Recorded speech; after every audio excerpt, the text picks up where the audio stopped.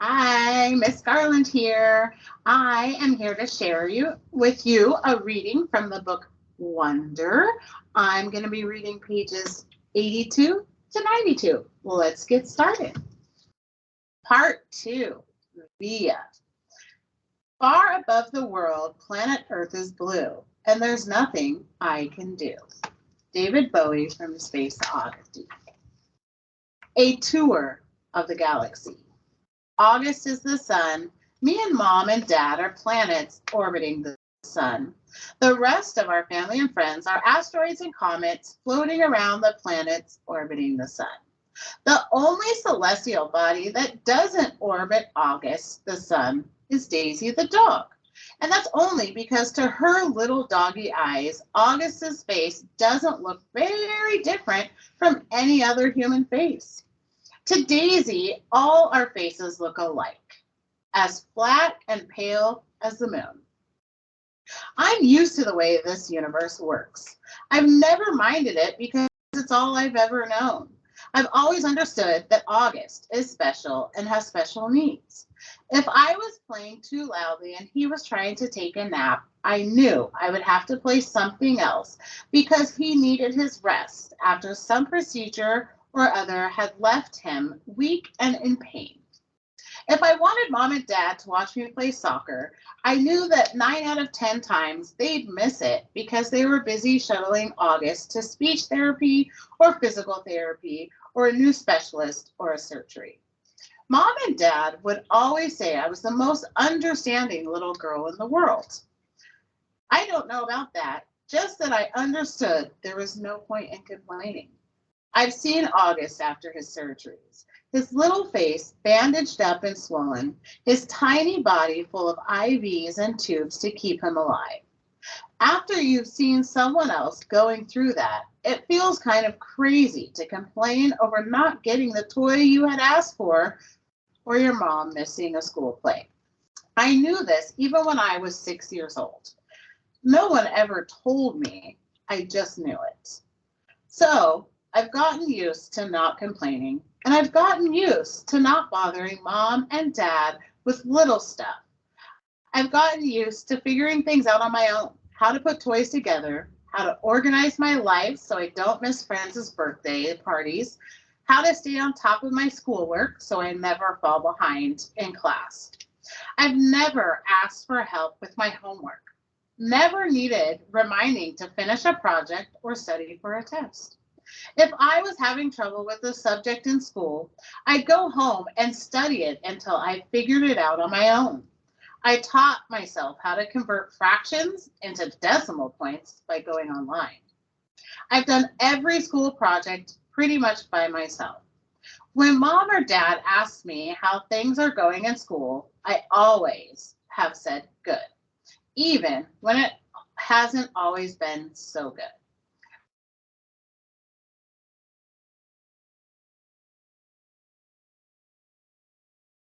One could say has always been nothing compared to what August has gone through.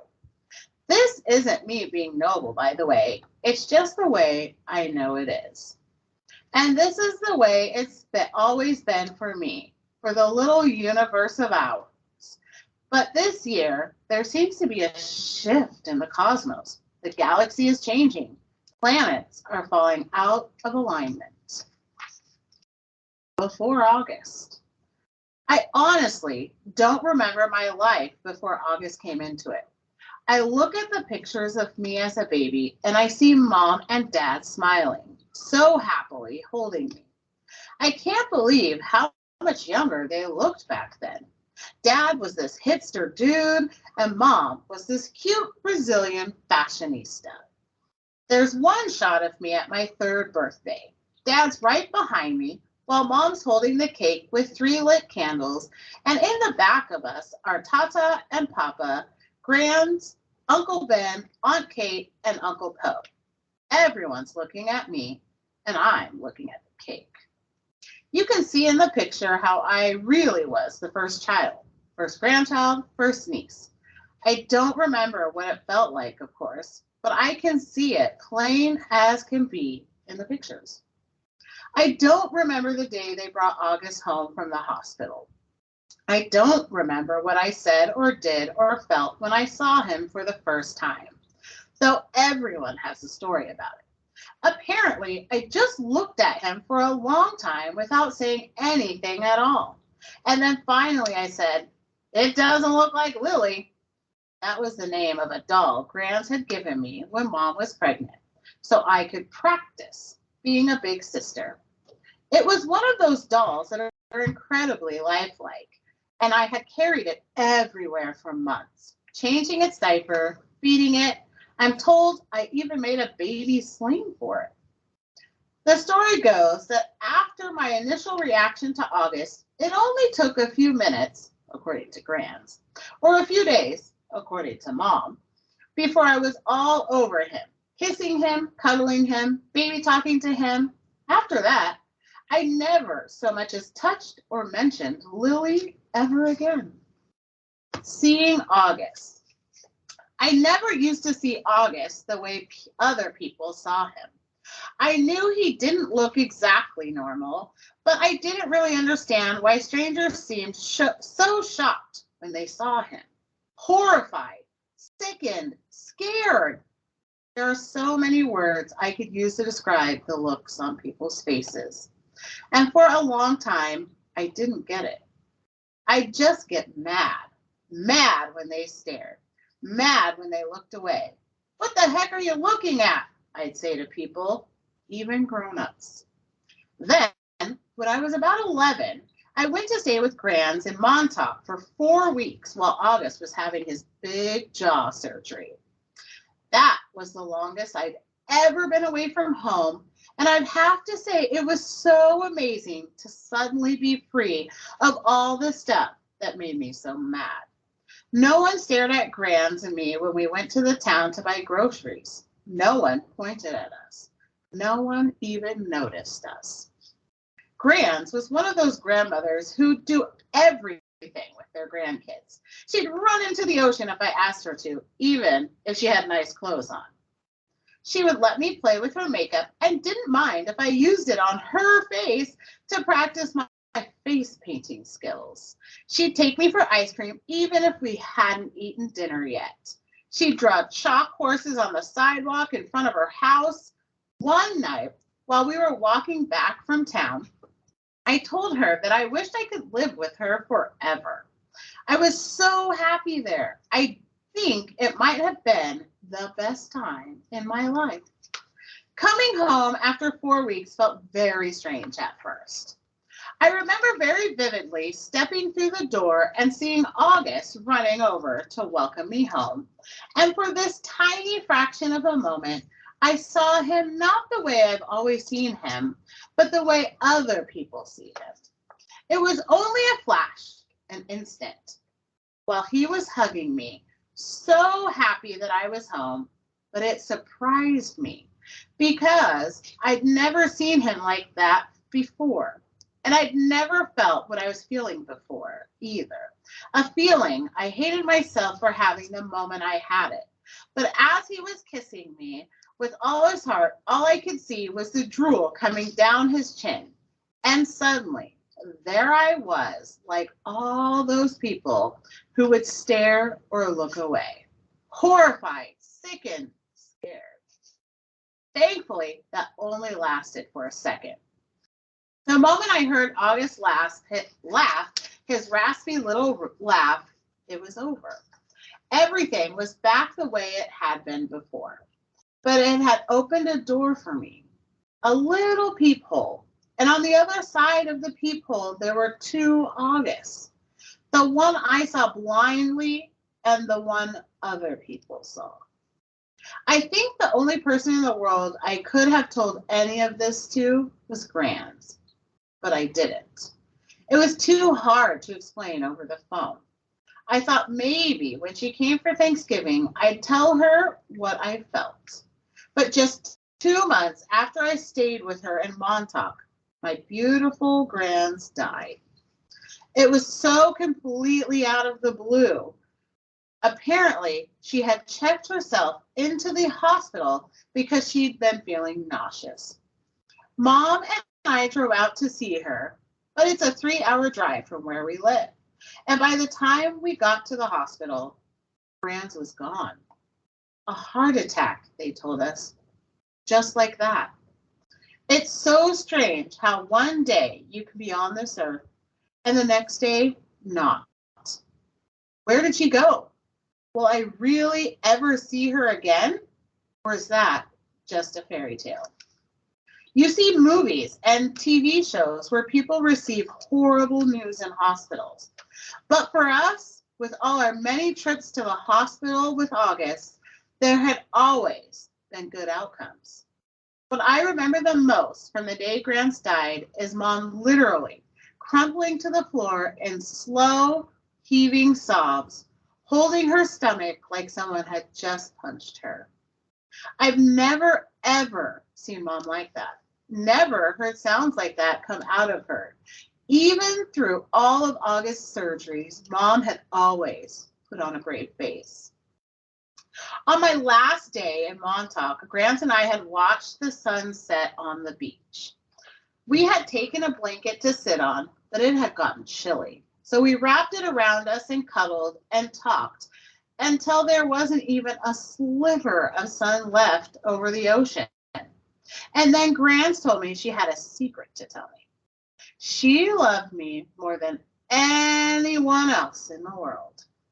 Even August? I had asked. She smiled and stroked my hair like she was thinking about what to say.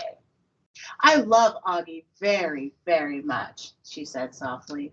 I can still remember her Portuguese accent, the way she rolled her R's, but he has many angels looking out for him already, Via, and I want you to know that you have me looking out for you. Okay, Nina, Kierda, I want you to know that you are number one for me. You are my, she looked out over the ocean and spread her hands out like she was trying to smooth out the waves. You are my everything. You understand me, Via? Tu es mi todo. I understood her, and I knew why she said it was a secret. Grandmothers aren't supposed to have favorites. Everyone knows that. But after she died, I held on to that secret and let it cover me like a blanket. August, through the peephole. His eyes are about an inch below where they should be on his face, almost to halfway down his cheeks. They slant downward at an extreme angle, almost like diagonal slits that someone cut into his face, and the left one is noticeably lower than the right one. They bulge outward because his eye cavities are too shallow to accommodate them. The top eyelids are always halfway closed, like he's on the verge of sleeping. The lower eyelids sag so much, they almost look like a piece of invisible string is pulling them downward. You can see the red part on the inside, like they're almost inside out. He doesn't have eyebrows or eyelashes. His nose is disproportionately big for his face and kind of fleshy. His head is pinched in on the sides where his ears should be, like someone used giant pliers and crushed the middle part of his face. He doesn't have cheekbones. There are deep creases running down both sides of his nose to his mouth, which gives him a waxy appearance. Sometimes people assume he's been burned in a fire.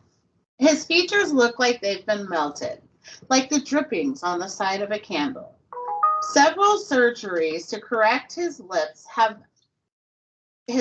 have left a few scars around his mouth, like the most noticeable one being a jagged gash running from the middle of his upper lip to his nose. His upper teeth are small and splay out. He has a severe overbite and an extremely undersized jawbone. He has a very small chin. When he was very little, before a piece of his hip bone had been surgically implanted into his lower jaw, He really had no chin at all. His tongue would just hang out of his mouth with nothing underneath to block it. Thankfully, it's better now. He can eat. At least when he was younger, he had a feeding tube, and he can talk. And he's learned to keep his tongue inside his mouth, though that took him several years to master. He's also learned to control the drool that used to run down his neck. These are considered miracles. When he was a baby, the doctors didn't think he'd live. He can hear too. Most kids born with these types of birth defects have problems with their middle ears that prevent them from hearing. But so far, August can hear well enough through his tiny cauliflower-shaped ears. The doctors think that eventually he'll need to wear hearing aids, though. August hates the thought of this. He thinks the hearing aids will get noticed too much. I don't tell him that the hearing aids would be the least of his problems, of course, because I'm sure he knows this. Then again, I'm not really sure what August knows or doesn't know, what he understands and doesn't understand. Does August see how other people see him? Or has he gotten so good at pretending not to see that it doesn't bother him? Or does it bother him? When he looks in the mirror, does he see the Augie mom and dad see? Or does he see the Augie everyone else sees? Or is there another August he sees? Someone in his dreams behind the misshapen head and face. Sometimes when I looked at Grans, I could see the pretty girl she used to be underneath the wrinkles.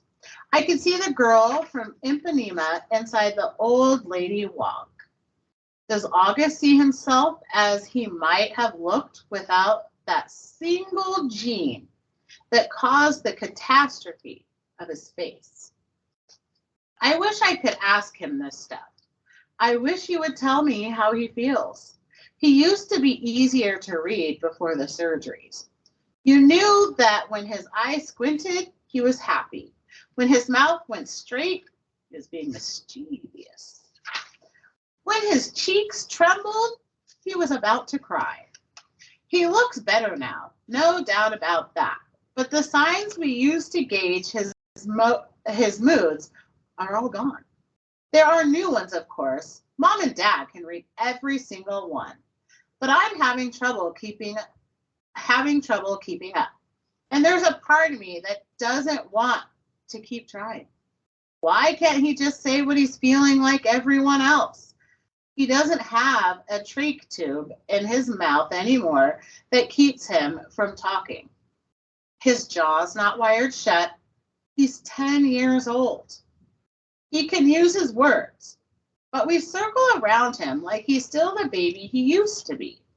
We change plans, go to plan B, interrupt conversations, go back on promises, depending on his moods, his whims, his needs. That was fine when he was little, but he needs to grow up now. We need to let him, help him, make him grow up. Here's what I think. We've all spent so much time trying to make August think he's normal that he actually thinks he is normal. And the problem is, he's not. High school. What I always loved most about middle school was that it was separate and different from home. I could go there and be Olivia Pullman, not Bea, which is my name at home. Bea was what they called me in elementary school, too. Back then, everyone knew all about us, of course. Mom used to pick me up after school, and August was always in the stroller. There weren't a lot of people who were equipped to babysit for Augie, so Mom and Dad brought him to all my class plays and concerts and recitals, all the school functions, the bake sales, the book fairs. My friends knew him. My friends' parents knew him. My teachers knew him. The janitor knew him. Hey, how you doing, Augie? He'd always say, and give August a high five. August was something of a fixture at PS 22.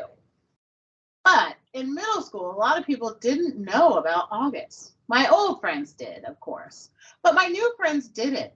Or if they knew, it wasn't necessarily the first thing they knew about me. Maybe it was the second or third thing they'd hear about me.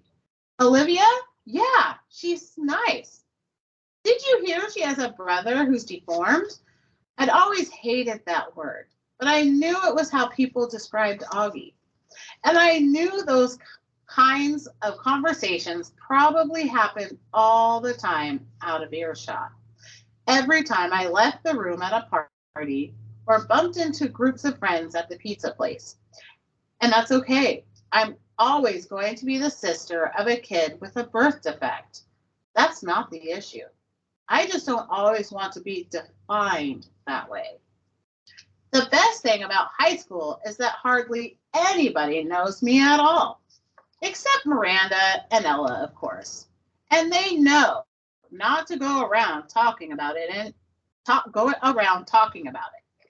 Miranda, Ella, and I have known each other since the first grade. What's so nice is we never have to explain things to one another. When I decided I wanted them to call me Olivia instead of Via, they got it without me having to explain. They've known August since he was a little baby. When we were little, our favorite thing to do was play dress up with Augie. Load him up with feather boas and big hats and Hannah Montana wigs. He used to love it, of course, and we thought he was adorably cute in his own way. Ella said he reminded her of E.T.